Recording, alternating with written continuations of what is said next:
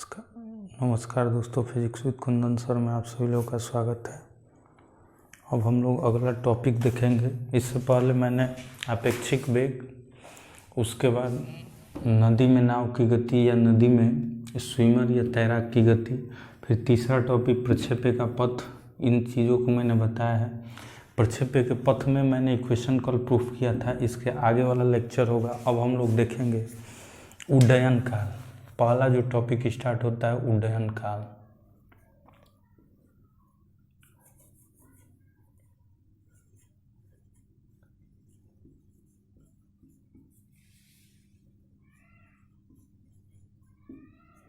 उड्डयन काल, जिसको हम टाइम ऑफ फ्लाइट कहते हैं।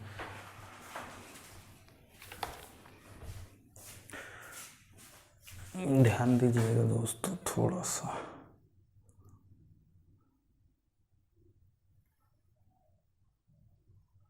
जी, उड्डयन काल के बारे में हम लोग पढ़ेंगे। उड्डयन काल किसे कहते हैं? उड्डयन काल जो होता है, उड्डयन काल, इसको बोलते हैं time of flight. Time of flight, ठीक है। अब हम लोग इसको निकालना सीखेंगे। उड्डयन काल के बारे में जानेंगे कि ये उड्डयन काल क्या होता है और इसको कैसे प्रूफ किया जाता है। तो ध्यान दीजिएगा दोस्तों। उड्डयन काल जो होता है, कल मैंने आपको बताया था कि किसी भी पिंड को ऊर्ध्वाधर, किसी भी पिंड को उठा के किसी एंगल पे फेंका जाता है तो जो उसका पथ बनता है उस पथ को क्या कहते हैं? प्रक्षेप्य पथ, तथा उसकी गति को बोलते हैं प्रक्षेप्य गति। तो चूंकि जब भी हम किसी पिंड को, मैं यहाँ फिगर बना रहा हूँ, जब भी हम किसी पिंड को फेंकते हैं, फिगर ध्यान दीजिएगा। मान लीजिए कि हमने इस O पॉइंट से किसी पिंड को उठाया और फेंका, किस वेग से? U वेग से फेंका। इसका इनिशियल कोण क्षैतिज से कितना एंगल था? θ0 था।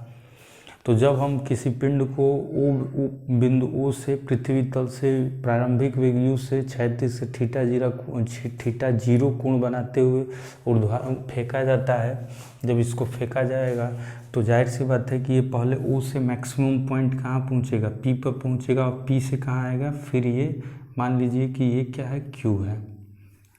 तो सबसे पहले ये O से P तक गया, फिर P से कहाँ आया? Q तक। इस तरीके से हम कह सकते हैं कि जब किसी पिंड को क्या किया जाता है?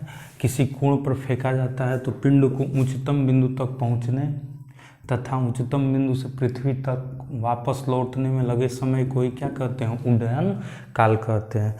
तो ध्यान रखिएगा, उड्डयन काल से हम क्या समझते हैं? उड्डयन काल किसे कहते हैं? तो उड्डयन काल कहते हैं कि किसी पिंड को फेंकने पर, किसी पिंड को पृथ्वी तल से उच्चतम बिंदु तक पहुंचने तथा उच्चतम बिंदु से पृथ्वी तल तक आने में लगे समय को ही क्या कहते हैं? उड्डयन काल कहते हैं, टाइम ऑफ फ्लाइट कहते हैं। ठीक है। या आप ये भी कह सकते हैं कि कोई किसी पिंड को फेंकने पर कोई पिंड जितनी समय तक हवा में रहता है उसके द्वारा लगे समय को ही क्या कहते हैं? उड्डयन काल कहते हैं। क्योंकि O से फेंका जाएगा और जितने टाइम में यहाँ से उड़ के पृथ्वी तल पर आएगा उतने हवा में रहने वाले समय को, यानी जितने टाइम तक ये कण हवा में रहता है उसी टाइमिंग को क्या कहते हैं? उड्डयन काल कहते हैं। तो आप डेफिनेशन वगैरह आप समझ सकते हैं कि किसी पिंड को पृथ्वी तल से, किसी पिंड को फेंकने पर पृथ्वी तल से उच्चतम बिंदु तक पहुंचने तथा उच्चतम बिंदु से पृथ्वी तल तक वापस आने में लगे कुल समय को ही क्या कहते हैं? उड्डयन काल कहते हैं। तो मैं यहाँ डेफिनेशन नहीं लिखवा रहा हूँ, आप लिख सकते हैं, मैंने बोला है आप लिख लीजिएगा। मैं इसे प्रूफ कर रहा हूँ क्योंकि प्रूफ जरूरी है, क्योंकि इससे आंकिक प्रश्न वगैरह भी पूछे जाते हैं। तो चलिए देख लेते हैं। इसमें हमने किसी पिंड को U वेग से फेंका, क्षैतिज से θ0 कोण बनाते हुए फेंका, ये उच्चतम बिंदु P है।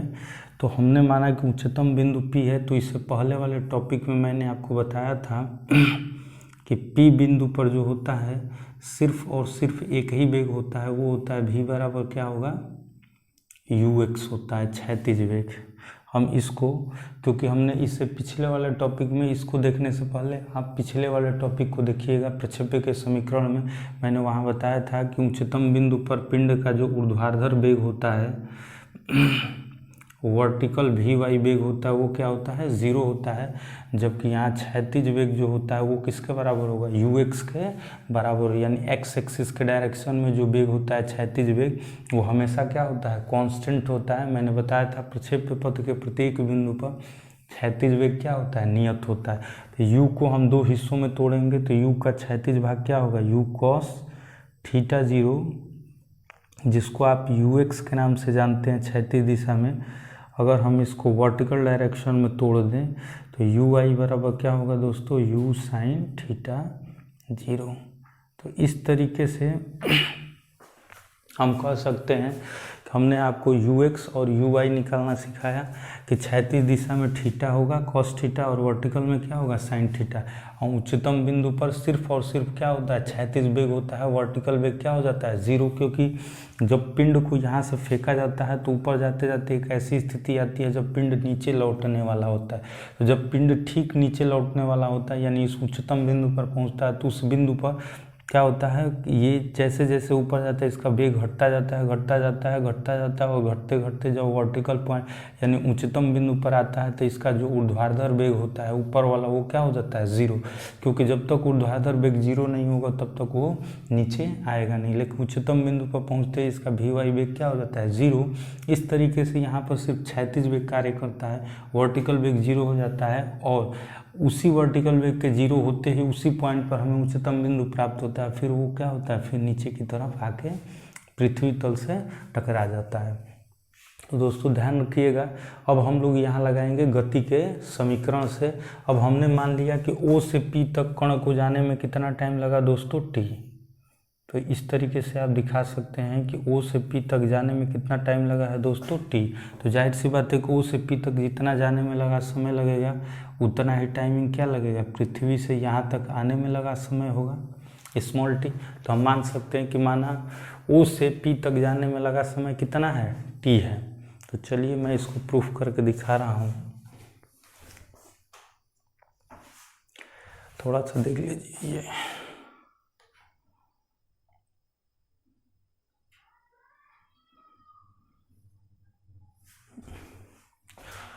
अब लिखेंगे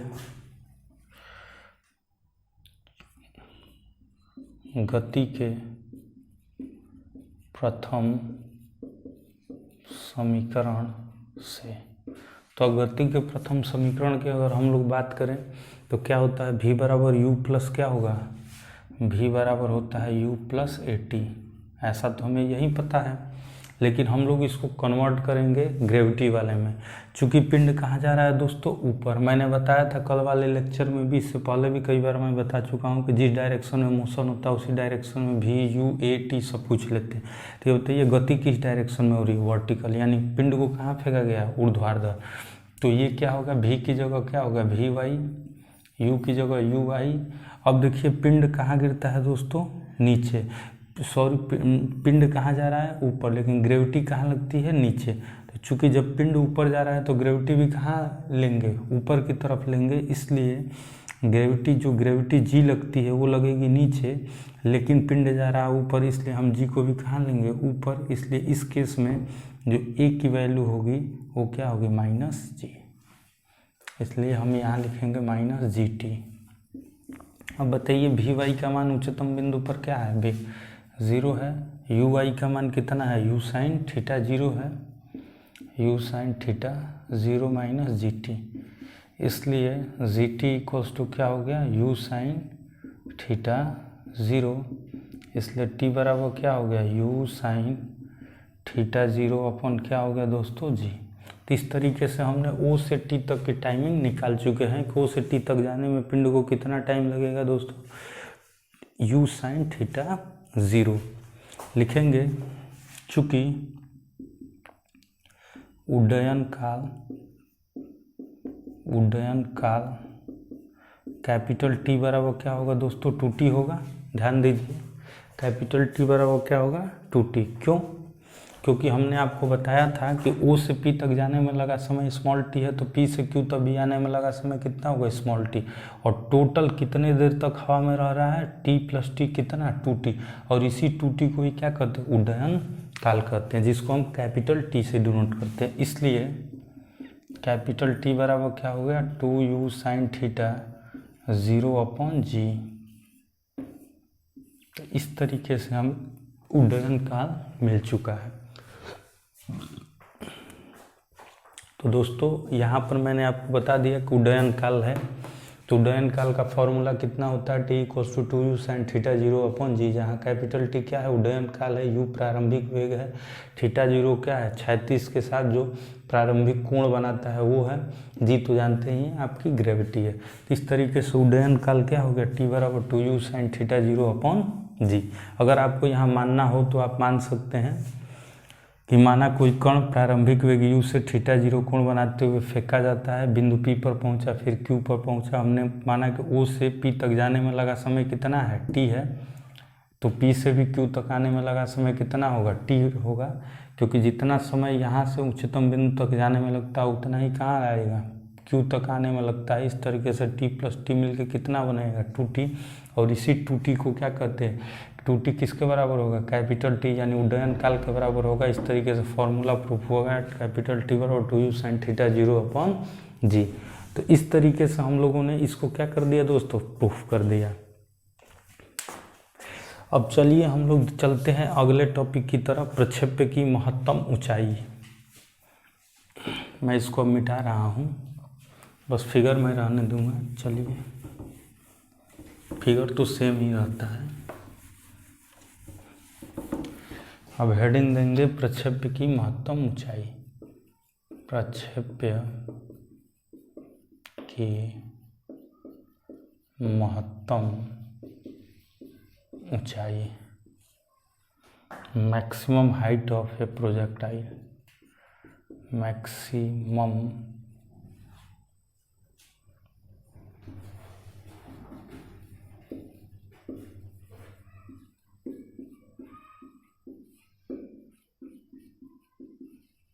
ठीक है।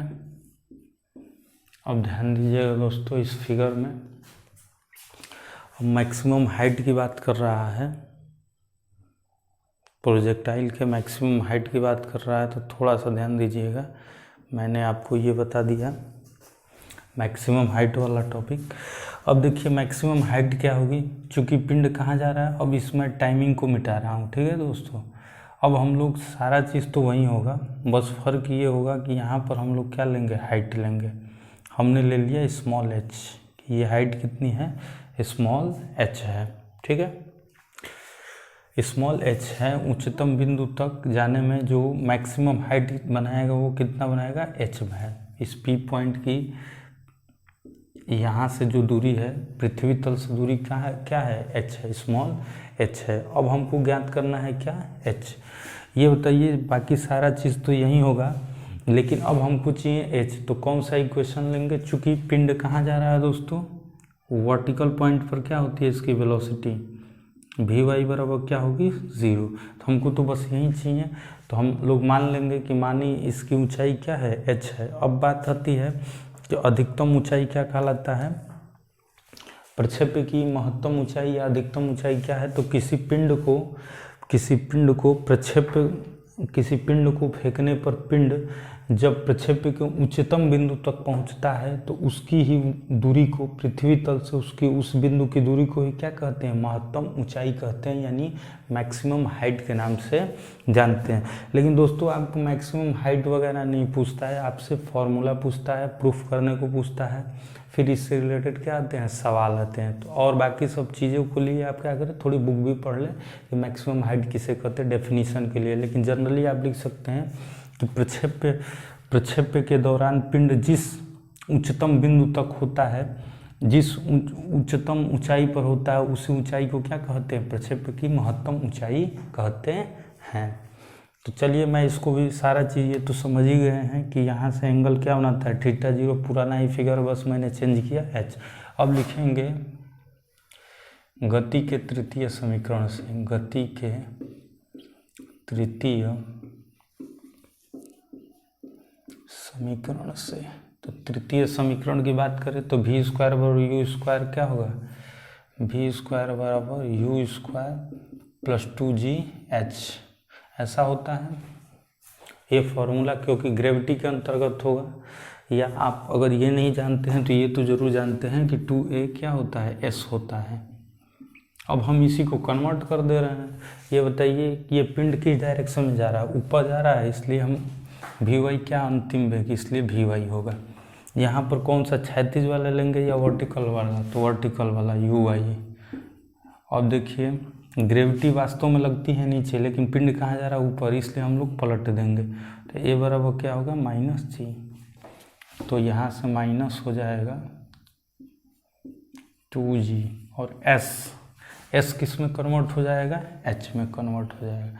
तो इस तरीके से दोस्तों हम लोग कन्वर्ट कर चुके हैं। अभी यहाँ पर स्क्वायर कर दें, वी स्क्वायर की वैल्यू क्या होगी 0, यू स्क्वायर का मान कितना होगा, यू आई का मान u sin थीटा 0 -2gh। अब h को आप इधर लाएं, 2gh इक्वल्स टू क्या होगा, u square sine square theta 0, इसलिए h इक्वल्स टू क्या हो गया, u square sine square theta 0/2g। ठीक है दोस्तों, तो जो प्रक्षेप्य की ऊंचाई का फॉर्मूला होगा, अगर आपसे प्रक्षेप्य पथ की ऊंचाई पूछता है तो उसकी फॉर्मूला क्या होगा, h बराबर you square sine square theta 0/2। सिर्फ ऊंचाई पूछे तो, कि पिंड को जब फेंका जाता है तो बताइए उसकी ऊंचाई कितनी होगी, प्रक्षेप्य की ऊंचाई, तो h बराबर you square sine square theta 0 क्या होगा, 2g होगा। लेकिन आपसे यहाँ पर क्या पूछा है, प्रक्षेप्य की महत्तम ऊंचाई। तो एक फॉर्मूला तो ये भी होता है जनरल जब ऊंचाई पूछे तो, लेकिन आपसे पूछा है मैक्सिमम हाइट। तो ये बताइए मैक्सिमम हाइट कब होगा, मैं इसको मिटा रहा हूँ, एच मैक्स कब होगा, तो लिखेंगे फॉर एच मैक्स, यानी हाइट के मैक्सिमम होने के लिए। ये होता है ये लेफ्ट वाला हिस्सा मैक्स कब होगा, जब राइट वाला हिस्सा मैक्स होगा। और राइट वाला हिस्सा मैक्स कब होगा, जब साइन स्क्वायर थीटा की वैल्यू कितनी होगी, 1, क्योंकि साइन की वैल्यू कितनी होती है, 1 होती है। तो इसलिए साइन स्क्वायर थीटा 0 बराबर क्या होगा, 1। इसलिए साइन थीटा बराबर क्या हो गया दोस्तों, 1। तो साइन थीटा बराबर क्या हो गया, साइन 90। तो थीटा बराबर कितना हो गया, 90 डिग्री। इसलिए थीटा की कितनी वैल्यू होनी चाहिए, 90 डिग्री होनी चाहिए। तो आप कह सकते हैं, इधर मैं मिटा दे रहा हूँ फिर से ये, इसलिए आप कहेंगे एच मैक्स बराबर क्या होगा, यू स्क्वायर/2g। मैक्सिमम हाइट का फॉर्मूला क्या हो गया, एच मैक्स बराबर क्या होगा, यू स्क्वायर/2g। तो इस तरीके से हम लोगों ने मैक्सिमम हाइट भी निकाल ली, एच मैक्स इक्वल्स टू होता है यू स्क्वायर/2g। तो ध्यान दीजिएगा दोस्तों, वहाँ पर जो हम लोग देखते हैं मैक्सिमम हाइट का भी फॉर्मूला हो गया यहाँ पे। तो आपसे 2 क्वेश्चन पूछ सकता है इसमें। क्वेश्चन पूछा कैसे जाता है, कहेगा आप सब प्रक्षेप्य की ऊंचाई बताइए, और दूसरा क्वेश्चन आपसे ये कह सकता है कि मैक्सिमम हाइट भी आप ज्ञात कीजिए। तो उसी का फॉर्मूला है।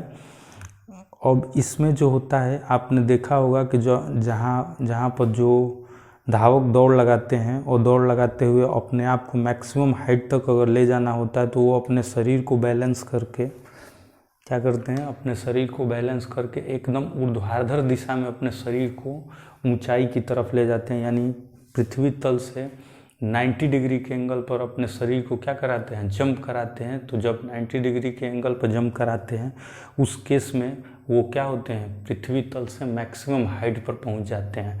आपने देखा होगा कि जहाँ एथलीट इसमें जो स्पोर्ट्स होता है, उसमें आप देखते होंगे कि एक रॉड लेके दौड़ते हैं, और अचानक से उस रॉड को रख के क्या करते हैं, जंप करते हैं। तो उस केस में जंपिंग करते समय अपने शरीर को बैलेंस करके पृथ्वी तल से वर्टिकल या 90 डिग्री के एंगल पर अगर वह खिलाड़ी अपने आप को जंप कराता है, तो उस केस में वो कितनी हाइट पर पहुंचेगा, सबसे मैक्सिमम हाइट पर पहुंचता है। इस तरीके से ये भी टॉपिक फिनिश हुआ, प्रक्षेप्य की महत्तम ऊंचाई। चलिए दोस्तों, अब देखते हैं हम लोग परास, प्रक्षेप्य का परास।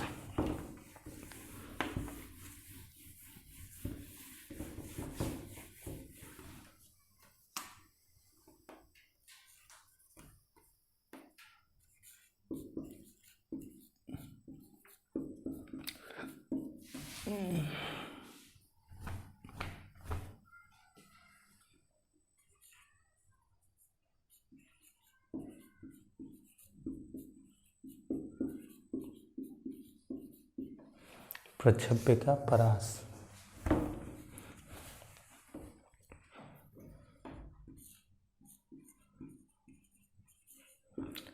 Range of a projectile. ठीक है, अब ध्यान दीजिएगा दोस्तों, इसमें प्रक्षेप्य के लिए फिर वही फॉर्मूला वही फिगर होगा। फिगर तो सब में सेम ही होता है। हमने इस पॉइंट को माना, यहाँ से इसको फेंका गया यू एक्स से, यहाँ से एंगल क्या था थीटा 0, यहाँ पर क्षैतिज घटक यू एक्स बराबर क्या होगा यू कॉस थीटा 0 होगा, और यहाँ से क्या होगा दोस्तों वर्टिकल यू वाई बराबर क्या होगा you sine theta 0। Maximum height P पे पहुँचता है तो सिर्फ यहाँ पर क्षैतिज वेग ही कार्य करता है, वर्टिकल वेग क्या हो जाता है 0 हो जाता है। यू एक्स ले लें आप, वी एक्स बराबर क्या होगा यू एक्स, और यहाँ से अब हम लोग मानेंगे कि इसका क्षैतिज परास कितना है आर है। क्षैतिज परास किससे डिनोट करते हैं दोस्तों, आर से डिनोट करते हैं। हॉरिजॉन्टल रेंज कहते हैं, क्षैतिज परास कहते हैं। अब देखिए इसको कैसे सॉल्व किया जाएगा, चूँकि हमको चाहिए क्षैतिज परास ओ पी क्यू। ये बताइए कि चूँकि अगर बात की जाए तो क्षैतिज दूरी बराबर, चलिए यहाँ देखते हैं, चूँकि क्षैतिज दूरी बराबर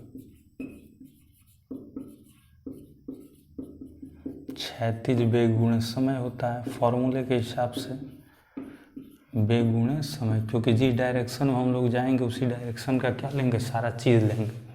तो क्षैतिज दूरी बराबर क्या हो गया क्षैतिज वेग गुणे क्या हो गया समय। ठीक है, अब देखिए क्षैतिज दूरी क्या है दोस्तों आर है, तो अब ले लीजिए आर। क्षैतिज वेग क्या है यू एक्स, और टाइमिंग कौन सा लेंगे दोस्तों, ये बताइए पिंड को ओ से क्यू तक आने में टोटल टाइमिंग कितनी लगती है टी, कैपिटल टी उड्डयन काल, तो वही क्या होगा टाइमिंग होगा कैपिटल टी। अब बताइए यू एक्स बराबर कितना दिया है you cos theta 0, you cos theta 0, और कैपिटल टी बराबर हम लोग प्रूफ किए ही हैं उड्डयन काल 2u साइन थीटा 0 अपन क्या होता है जी। तो इसलिए r इक्वल्स टू क्या हो गया 2u स्क्वायर कॉस थीटा 0, ऐसे आप ले लें u square 2 sine theta 0 into क्या होगा कॉस थीटा 0 अपन क्या होगा जी। तो r बराबर क्या हो गया u स्क्वायर, और आपको पता है कि 2 sine theta into cos theta क्या होती है साइन 2 थीटा, तो साइन 2 थीटा 0 अपन क्या हो गया जी।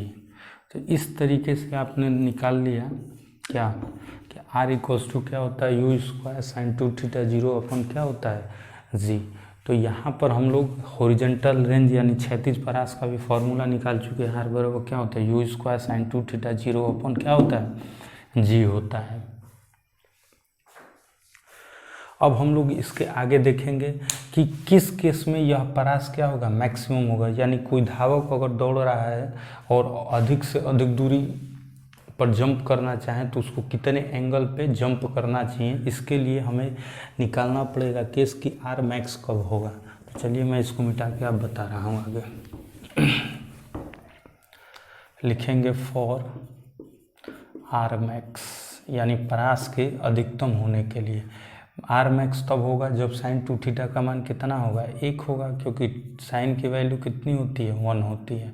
तो साइन 2 थीटा 0 बराबर ये क्या होगा जाएगा दोस्तों साइन 90, तो इसलिए 2 थीटा 0 बराबर क्या हो गया 90 डिग्री हो गया। तो 2 से कटा तो थीटा 0 बराबर कितना हो गया 45 डिग्री। इसलिए कह सकते हैं कि मैक्सिमम परास कब प्राप्त होगा जब एंगल कितना होगा दोस्तों 45 डिग्री होगा, यानी किसी भी धावक को मैक्सिमम परास यानी मैक्सिमम दूरी तक जाने के लिए उसको क्षैतिज से कितने डिग्री के एंगल पर जंप लगाना चाहिए, 45 डिग्री के कोण पर जंप लगाना चाहिए। इसलिए लिख सकते हैं आर मैक्स बराबर क्या होगा, u स्क्वायर अपॉन जी।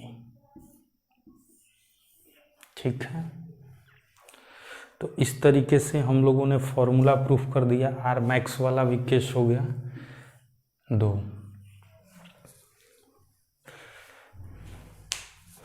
चलिए अब हम लोग एक और टॉपिक देखेंगे, ठीक है दोस्तों, और लास्ट होगा कि एक ही परास के लिए 2 प्रक्षेपण कोण, एक ही परास के लिए 2 प्रक्षेपण कोण।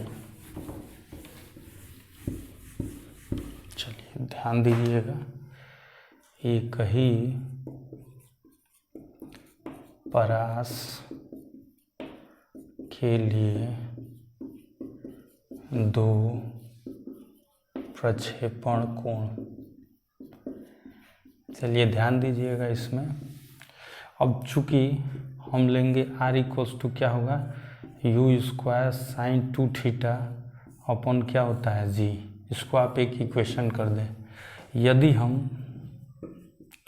ध्यान दीजिएगा, थीटा की जगह अब क्या ले लें हम लोग, थीटा की जगह हम लोग ले, यदि थीटा की जगह हम क्या लें 90 माइनस थीटा,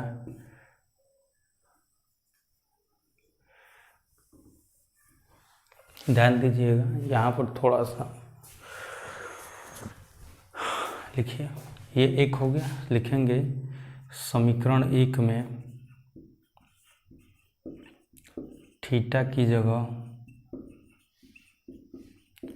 90 माइनस थीटा रखने पर, तो जब थीटा की जगह अगर आप 90 माइनस थीटा रखोगे तो क्या हो जाएगा, आर बराबर क्या होगा u स्क्वायर साइन 2 90 माइनस क्या होगा थीटा बाई क्या होगा जी। अगर एक स्टेप हम लोग हल करें दोस्तों, देखते हैं आगे, ये R dash equals to u square sine 2 90 minus theta 0 by g, इसलिए आर डैश इक्वल्स टू क्या होगा। अब आगे हम लोग देखते हैं, यू स्क्वायर साइन 2 से आप गुणा करें तो क्या होगा 180 माइनस 2 थीटा 0 अपॉन जी। तो इस तरीके से साइन 180 माइनस क्या हो गया 2 थीटा 0 हो गया। दिख नहीं रहा है, थोड़ा सा ध्यान दीजिए, ये जी हो गया। तो आर डैश बराबर क्या हो गया u square sine 180 minus 2 theta 0 upon g हो गया। अब देखिए साइन 180 माइनस थीटा क्या होता है, यहाँ पे जी है, ध्यान दीजिएगा ये जो है जी है। साइन 180 माइनस 2 थीटा कितना होता है, साइन 180 माइनस जो 2 थीटा की वैल्यू होती है वो क्या होती है, साइन में अगर 180 आ जाए तो वहाँ पर चेंज नहीं होता है, साइन का साइन ही होता है, बस साइन देखा जाए, चिन्ह देखा जाता है कि प्लस होगा या माइनस होगा। तो द्वितीय चतुर्थांश में साइन भी क्या होता है पॉजिटिव, इसलिए आप कह सकते हैं कि आर डैश बराबर क्या होगा u square sine 2 theta 0 upon g. Equation कौन सा हो गया 2। लिखेंगे समीकरण 1 व 2 की तुलना करने पर, तो जब आप इसकी कंपैरिजन करोगे तो कंपैरेटिव वैल्यू जो आएगी, राइट राइट क्या है इक्वल है, तो लेफ्ट लेफ्ट भी क्या होगा इक्वल, इसलिए आर इक्वल्स टू क्या हो जाएगा आर डैश। तो आपने देखा कि 2 प्रक्षेपण कोण के लिए क्षैतिज परास क्या होता है एक ही होता है, जबकि प्रक्षेपण कोण क्या होना चाहिए, एक थीटा होना चाहिए, तो दूसरा क्या होना चाहिए 90 माइनस थीटा। तो चलिए इसी में देख लेते हैं दोस्तों इसके प्रक्षेपण के लिए वाले केस को, क्या कि किस केस में ये सेम आता है। तो आगे देख लेते हैं।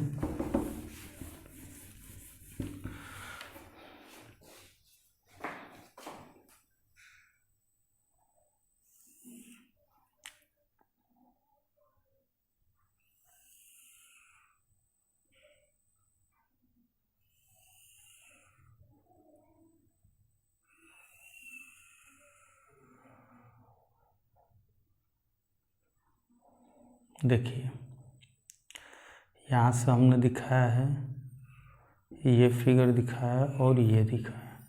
ये वाला एंगल आप 30 डिग्री लीजिए, ये वाला एंगल कितना होगा 45 डिग्री, और यहाँ से अगर हम एंगल की बात करें ये वाला एंगल तो 60 डिग्री। ठीक है, तो ध्यान रखिएगा अगर हम एंगल 30 लें, अगर थीटा की वैल्यू कितनी लेते हैं 30, तो 90 माइनस थीटा उस हिसाब से कितना होगा 90 माइनस क्या होगा 30 डिग्री, यानी आप क्या कर सकते हैं 60 डिग्री। यानी 30 डिग्री पर फेंके या 60 डिग्री पर फेंके दोनों का परास क्या होगा सेम होगा। तो वहीं दिखाया गया है, अगर हम लोग ये परास ले लें R, तो ये R हो जाएगा, यानी कह सकते हैं कि किसी कण को 30 डिग्री पे फेंके या आप 60 डिग्री पे फेंके, उस केस में परास क्या होता है दोनों सेम होगा। लेकिन अगर बात की जाए मैक्सिमम परास की, तो मैक्सिमम परास कब प्राप्त होता है दोस्तों, मैक्सिमम परास तब प्राप्त होगा जब एंगल कितना बनेगा 45 डिग्री। तो ये कितना हो जाएगा R मैक्स। तो ध्यान रखिएगा इसको, इस कॉन्सेप्ट को ध्यान रखिएगा कि पिंड को थीटा या 90 माइनस थीटा एंगल पर फेंकने पर जो परास होता है वो दोनों क्या होता है सेम होता है। अगर जैसे आप एंगल 20 डिग्री ले लीजिए तो 90 में से 20 घटाइए तो कितना होगा 70। तो या आप किसी कण को 20 डिग्री पे फेंके या 70 डिग्री पे फेंके, दोनों केस में क्या होगा परास सेम ही होगा। लेकिन फ़र्क बस ये दिखता है कि जो एंगल छोटा होगा तो उसकी ऊंचाई क्या होगी कम होगी, एंगल जितना ज़्यादा होगा उसकी ऊंचाई क्या होगी बढ़ती जाएगी। जैसे यहाँ 30 था तो इसका क्या है पथ हाइट क्या है कम है, लेकिन 60 है तो इसकी हाइट क्या है ज़्यादा है, जो कि 45 इन दोनों के बीच में है, तो हाइट भी क्या रखी गई है बीच में रखी गई है। तो इस तरीके से दोस्तों ये टॉपिक क्या हो गया कंप्लीट हो गया। फिर भी अगर आपको प्रॉब्लम आ रही है तो आप कमेंट बॉक्स में लिखिए, आपकी प्रॉब्लम दूर की जाएगी। और आपको ये वीडियो पसंद आया तो लाइक करें, सब्सक्राइब करें और ज़्यादा से ज़्यादा शेयर करें। थैंक्स। ओके।